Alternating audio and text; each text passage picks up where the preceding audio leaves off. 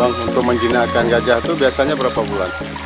Ya, dari dilihatnya pertama ditangkap buat lokasi kan. Ah, Lokasi baru nanti kita sepakat sama kawan dan runding itu kita udah dengar pimpinan bilang kita hari Senin kita latih. Kita sama situ secara latihnya situ apa nanti ada seniornya situ baru kasih tahu nanti diambil apa rotan untuk borgol kan tombak nanti tombaknya butuh waktu berapa lama?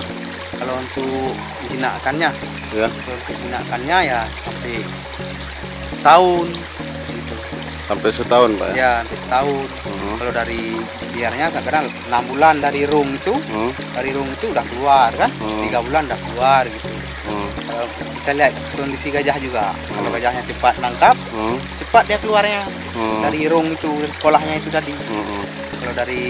Kalau enak kita latih gajahnya cepat nurut cepat dia keluar dia baru kita naik tingkat lagi nggak masuk besoknya nggak masuk lagi di situ masuk kita tarik ke kayu itu di buah kayu gitu kan asalnya kita pelatih kita ya dari Thailand nah itu orang kita udah pandai orang Thailandnya udah habis masa waktunya kontraknya Terus orang itu pulang?